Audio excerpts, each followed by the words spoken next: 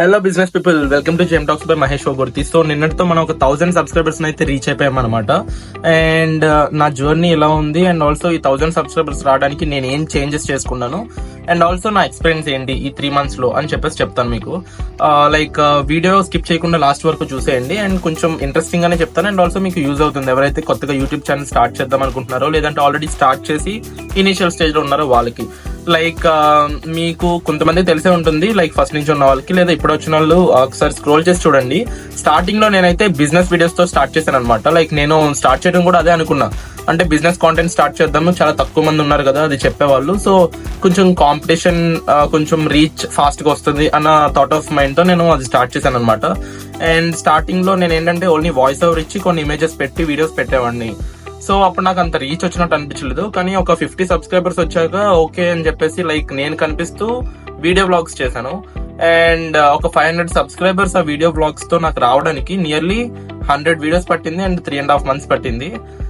So ఆ 3.5 months కూడా నేను ప్రతిరోజు వీడియోస్ అప్డేట్ చేస్తూ ఉండేవాడిని. ప్రతిరోజు కొత్త కొత్త బిజినెస్ ఐడియాస్, ఇంకా హౌ టు ఎర్న్ మనీ అని చెప్పేసి ఫర్ స్టూడెంట్స్, ఫర్ విమెన్ అని చెప్పేసి చెప్తా ఉండేవాడిని. అండ్ టెక్నాలజీ గురించి కూడా చెప్తా ఉండేవాడిని. బట్ నాకు వచ్చేసి ఎటు వచ్చినా ఒక 500 to 1000 వ్యూస్ మాత్రమే వచ్చావన్నమాట. సో అంత రీచ్ లేదు, అన్ని వ్యూస్ కూడా లేవు. సో నేను ఎప్పుడు అయితే ఇంకా చేంజ్ చేద్దామా లేదా యూట్యూబ్ ఛానల్ ఆపేద్దామా అనుకున్నప్పుడు, సో ఓకే ఒకసారి కాంటెంట్ చేంజ్ చేసి చూద్దామని అనుకుని డైలీ బ్లాగ్స్ చేయడం స్టార్ట్ చేశాను అనమాట. అండ్ ఆ డైలీ బ్లాగ్స్ చేస్తున్నప్పుడు స్లోగా కొంచెం వ్యూస్ అయితే వచ్చాయి.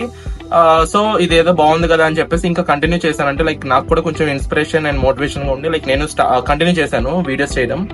అండ్ ఒక స్టేజ్ లోకి వస్తులోకి డైలీ బ్లాగ్స్ తో పాటు కొన్ని ఫన్ ఫ్యాక్ట్స్ కూడా యాడ్ చేశాను. అండ్ ఆ ఫన్ ఫ్యాక్ట్స్ లోనే మన తాడేపల్లి జగన్ మావయ్య హౌస్, ఇంకా ప్రభాస్ కల్కి మూవీ గురించి ఒక 2-3 వీడియోస్ చేశాను. అండ్ ఆల్సో కొన్ని ఫుడ్ బ్లాగ్స్ చేశాను. ఇలా చేస్తూ కాంటెంట్ చేంజ్ చేస్తూ ఉన్నప్పుడు ఏంటంటే కొంచెం ఫాస్ట్ గా రీచ్ వచ్చింది అనమాట.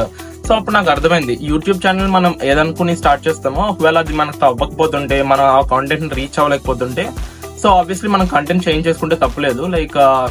ఆ టైప్ ఆఫ్ ఆడియన్స్ కూడా మన అప్రోచ్ అవుతారు అండ్ సబ్స్క్రైబర్స్ కూడా వస్తారు డెఫినెట్లీ. కాకపోతే దాంట్లో కూడా కొంచెం మనం క్రియేటివ్ గా చేయాలన్నమాట. క్రియేటివ్ కాంటెంట్ ఎప్పుడైతే ఇస్తామో ఆబ్వియస్లీ సబ్స్క్రైబర్స్ వస్తారు, ఆడియన్స్ కూడా మంచి రీచ్ ఉంటుంది. సో అలా చేసుకున్నాను అనమాట. సో ఈ 2 పాయింట్స్ గుర్తుపెట్టుకోండి. ఏంటంటే ఒకటి కన్సిస్టెన్సీ మెయింటైన్ చేయండి, అండ్ సెకండ్ థింగ్ ఏంటంటే ఒకవేళ మీరు ప్రెసెంట్ యూస్ చేస్తున్న టాపిక్ కాంటెంట్ ఒకవేళ అంత రీచ్ లేకపోతే కాంటెంట్ చేంజ్ చేసుకోవడానికి కొంచెం ఫ్రీగా ఉండండి. అడాప్టివ్నెస్ అనేది కావాలి కదా, సో అలా ఉండండి. సో ఇలా ఎవరైతే స్టార్ట్ చేస్తున్నారో మీ అందరికీ కూడా all the best for your first 1K subscribers. ఎందుకంటే నేను కూడా అంతే కదా, సో ప్రెసెంట్ అక్కడ వరకే చెప్తాను.